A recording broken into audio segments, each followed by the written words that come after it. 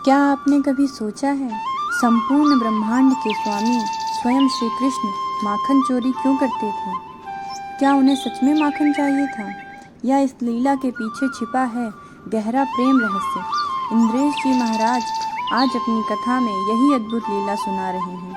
आइए सुनते हैं ठाकुर जी की माखन चोरी लीला का दिव्य रहस्य। क्यों करते हैं चोरी? बैठ जाओ माताएं, जगह नहीं कोई के ऊपर बैठ जाओ, सिर पर बैठ नहीं, वहां नहीं बैठो, माइक गिर जाएगा। नेक जगह दे दो, इधर खिसक जाओ, थोड़ा बैठाओ, बैठ जाओ बैठ जाओ। तो क्या बता रहे थे हम? हाँ, चोरी क्यों करते हैं ठाकुर जी? बंधुओं, उस समय पर सबसे बड़ा व्यापार दूध घी दही, इनका सबसे बड़ा व्यापार था ब्रजमंडल में। किसानी करना और गैया की सेवा करके उसके दूध घी दही का विक्रय करना, इसी से घर चलता था लोगों का। लेकिन मथुरा के राजा कंस ने गोकुल वासियों के ऊपर एक विशेष प्रकार का टैक्स लगा रखा था, और वो टैक्स ये था कि आपके घर में चाहे जितनी गैया हों, आप अपने घर में केवल एक गाय का दूध घी दही ही रख सकते हो, बाकी का आपको मथुरा भेजना पड़ेगा। अब ब्रजवासी इतने प्रेमी थे कि गायों को घर से निकालेंगे नहीं, सेवा तो करेंगे, इसीलिए तो गोकुल है उसका नाम। गैयाओं की सेवा छोड़ते नहीं हैं। लेकिन कंस ने कह दिया है कि जितनी गैया हैं उन सबका दूध घी दही सब मथुरा में हमारे राजकोष में देकर के आना पड़ेगा। आप अपना घर केवल एक गैया के दूध घी दही को बेच करके कर सकते हो। अब किसी के घर में 500 गैया हैं, किसी घर में 4000 गैया हैं, किसी घर में 10,000 हैं, किसी घर में 1 लाख हैं। नंद बाबा के यहाँ 9 लाख गैया हैं। इतनी गैयाओं की संख्या की गैया ही गैया हैं गोकुल में। लेकिन कंस ने कह दिया कि केवल एक गाय का दूध घी दही ही आप बेच सकते हो, बाकियों का आपको मथुरा भेजना पड़ेगा। कैसे चले? अब तब ठाकुर जी को जब ये बात पता चली तो भगवान ने नियम बना दिया, बोले कि हम चोरी कर जाएंगे। ब्रजवासियों का मंडल बना करके सब ब्रजवासी ग्वाल वालों को ले जा करके ये जितना दूध घी दही है सबको चोरी करके खा जाया करेंगे। व्रज का दूध घी दही बाहर जाएगा ही नहीं, हम लोगों में ही बट जाया करेगा। बंदरों को खवाएंगे, ग्वाल वालों को खवाएंगे, सब आपस में खा जाएंगे। इसलिए ठाकुर जी ने एक मंडली बनाई, बाल गोपाल चौर प्रचार प्रसार मंडल। और इसका एक ही काम है, क्या? सारे बालकों के साथ मिलकर के चोरी का प्रचार करो और घर घर जाकर के माखन दूध घी दही चुराओ। लेकिन पहला अभ्यास ठाकुर जी ने अपने घर में ही किया। यशोदा मैया के गौरस में गए, गौरस भंडार में गए तो ठाकुर जी पाजेब पहनते हैं, जिसकी छम छम आवाज से यशोदा मैया को पता चल जाता है कि लाला उठ गए हो। लेकिन आज ठाकुर जी उठे और उठ करके अपने दोनों पाजेब पकड़ी पाम की। अब सोचो ये चाल कैसी है। ठाकुर जी अपनी पाजेब पकड़ करके पैर पकड़ के और तब चल रहे हैं। यशोदा मैया को आवाज नहीं आ जाए कि मैं उठ गया हूं, और उठ करके गए सीधे गौरस भंडार में, जहां सारा दूध घी दही आदि सब जमा है। और वहां जाकर के आज पहली बार चोरी कर रहे हैं ठाकुर जी। एक दही के मटका के ऊपर से ढक्कन हटाया और भीतर से जैसे ही दही निकाल करके पाने लगे, इतने में ही सामने एक मणि लगी है खंबे में। उस मणि में ठाकुर जी को अपना प्रतिबिंब दिखाई दिया। शीशा है, मणि का शीशा। और जैसे ही ठाकुर जी ने अपना, अब देखो रचेता कहते हैं कि ठाकुर जी ने अपने आप को पहली बार देखा प्रतिबिंब में। और जैसे ही ठाकुर जी ने देखा, अरे तू कौन है? अपने आप से ही बात कर रहे हैं। अच्छा चोरी करवे आए हो? मधुमंगल श्रीदामा ने तो तक खबर पहुंचा दी होगी, लेकिन दारी के आज की बात तो जे भाई अपने अपने घर में चोरी करनी है, तू मेरे घर में काहे को आ गो? अपने आप से ठाकुर जी बात कर रहे हैं। चल अब आ गए हो तो चोरी कर ले, यशोदा मैया को नहीं पता चलनी चाहिए। अब जो बहुत पॉजेसिव माताएं होती हैं ना, उनको बहुत जल्दी पता चल जाता है। इतने में यशोदा मैया बोली, मुंह को ऐसा क्यों लग रहा हो कि लाला उठ गए हो है। और धीमे से मैया गई, कमरा में जाके देखे तो रजाई चद्दर में ठाकुर जी नहीं है। और मैया बोली, लाला गए हो कहाँ? गौशाला में देखी, वहां भी नहीं है। आंगन में देखी, वहां भी नहीं है। पीछे देखी, वहां भी नहीं है। घूमते घूमते मैया भी धीमे धीमे चल रही है। जैसे ही गौरस भंडार के बगल से निकली, मैया पीछे मुड़ करके अंदर देखे तो अंदर तो लाला कोई तो बतियार हो, कोई से बात कर रहो। मैया ने कान लगा करके भीतर सुनी, कहा बात कर रहे हो? तो ठाकुर जी कह रहे हैं, अपने प्रतिबिंब से चोरी कर ले। यशोदा मैया आवेगी, बातें पहले चोरी कर ले। और मेरी मैया बहुत मोटी है, पकड़ के ऊपर बैठ जाएगी, पता चल गई चोरी करवे आए हो तो। यशोदा मैया सुन रही हैं। अच्छा, ये बात नहीं है। दामोदर लीला आती है भागवत में। उस लीला में यशोदा मैया की सुंदरता का वर्णन किया है। इतनी सुंदर है यशोदा मैया, पूरी दुनिया ठाकुर जी पर न्योछावर होती है और ठाकुर जी यशोदा मैया पर न्योछावर होते हैं। इतनी सुंदर है यशोदा मैया। एक बहुत सुंदर श्लोक है, मुझे याद नहीं है, पर मैं लगेगा तो आज सुनाऊंगा। यशोदा मैया के रूप का वर्णन किया है। मुझसे किसी ने प्रश्न किया था, बोले महाराज जी, आपने एक बार कथा में बताया था कि ठाकुर जी की जन्माष्टमी पर यशोदा मैया उनको उपहार देती हैं। पर यशोदा मैया का जन्मोत्सव जब आता है तो लाल जी क्या उपहार देते हैं? ठाकुर जी को भी तो पता चलता होगा कि मैया का जन्मदिन है, तो ठाकुर जी क्या उपहार देते हैं? तो एक लीला हमने सुनी थी। एक बार ठाकुर जी को पता चली कि मेरा मैया को जन्मोत्सव है, तो सुबह सुबह मैया यमुना स्नान करके ध्यान पूजन करके आई।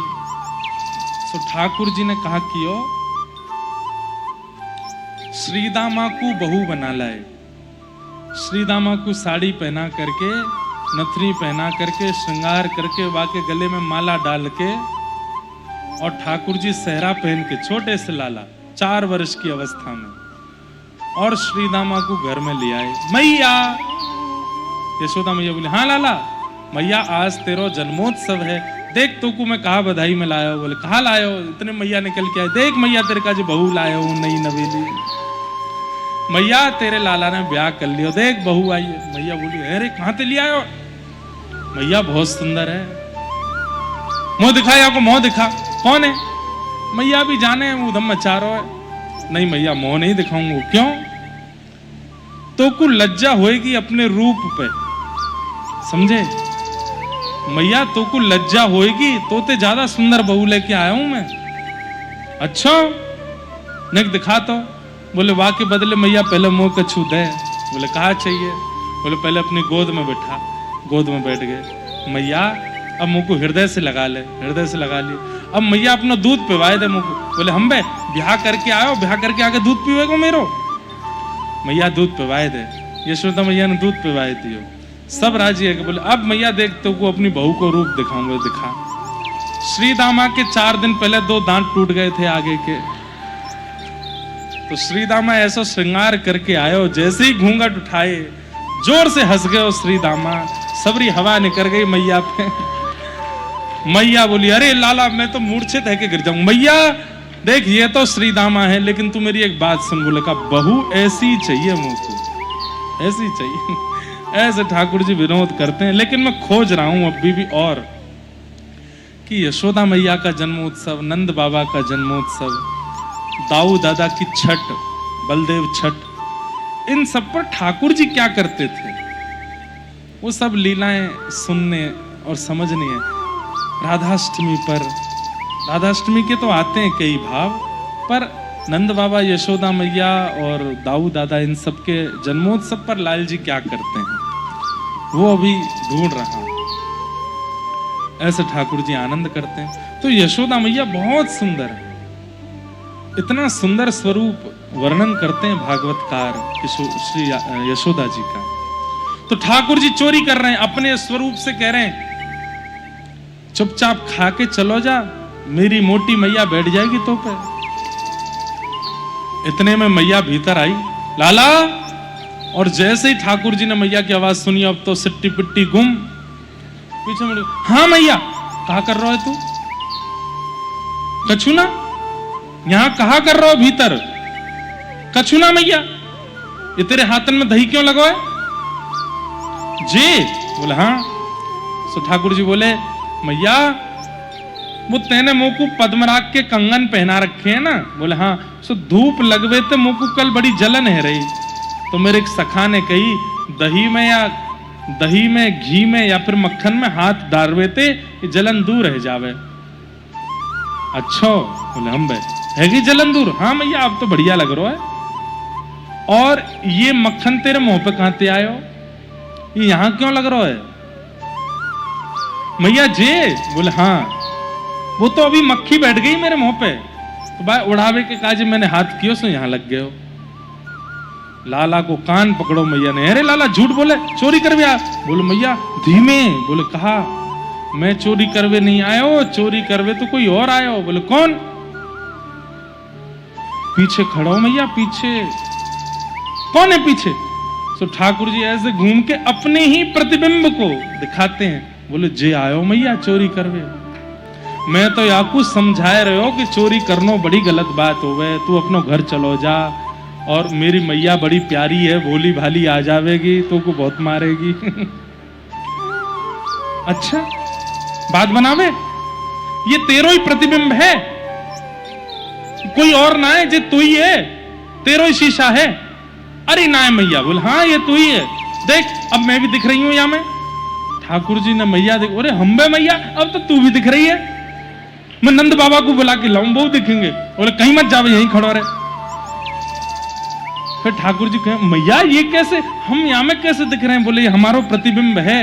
ठाकुर जी बोले नीचे वारो जो है का जी मैं हूं? बोले हाँ तू है। ठाकुर जी बोले मैया मैं तो बड़ा सुंदर हूं, मैया मेरी नजर उतार, अब ही उतार, मेरी नजर मुंह को लग जाएगी। ऐसी बात बना। मैं पहली चोरी ठाकुर जी ने घर में करी, प्रथम करी हरि माखन चोरी। और ये चोरी नहीं कर रहे हैं, ब्रजवासियों का जो अधिकार कंस मार रहा है वो ब्रजवासियों को दे रहे हैं, लेकिन अब अवस्था छोटी है ना, इसलिए चोरी कर रहे हैं।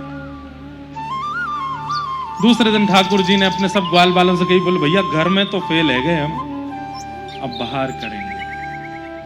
3 सेना बनाओ, जल सेना, वायु सेना, थल सेना। बोले जल सेना कौन सी? इधर देखो, यहां देखो। बोले जल सेना कौन सी? बोले कई ग्वाल बाल हैं, वो बहुत उपद्रव मचाते हैं, पूरे गली में हल्ला मचा देते हैं कि हम आ रहे हैं, वो यमुना जी के मार्ग से जाया करेंगे, जल सेना। थल सेना कौन सी? बोले जो मेरे संग चलेंगे, मेरे आगे पीछे। और वायु सेना बोले सबरे बंदर, एक दूसरे की छत पर कूदते हुए चलेंगे, वायु सेना। और बाल गोपाल चौर प्रचार प्रसार मंडल, इसका अध्यक्ष में कौन? नंद नंदन श्री कृष्ण। उपाध्यक्ष कौन है? बोले मधुमंगल, तुम उपाध्यक्ष हो। गोकुल में जिस भी बालक का जन्म होगा, उस बालक का जन्म लेते ही हम गौ गोबर से जाके तिलक किया करेंगे। क्यों? 2.5 वर्ष की प्रतीक्षा के बाद उसको अपना कार्यकर्ता बनाना है। तो जैसे किसी बालक का जन्म होता है, ठाकुर जी गोबर लेके पहुंचते हैं, और गोबर में नेक गौमूत्र मिला करके वहां को तिलक कर रहा में। गोपी के अरे लाला कहा कर रहा है, नेक सो लाला बाकू गोबर लगा रहा हो। बोले गोबर इसको हम अपनी मंडली में शामिल कर रहे हैं, कार्यकर्ता है, 2 साल तक इसको ट्रेनिंग देंगे, फिर 2 साल बाद ये हमारे संग जाया करेगा इधर उधर पदरामनियों में। ऐसे ठाकुर जी की लीला चलती है। अब तो महाराज क्या क्या उद्यम करते हैं,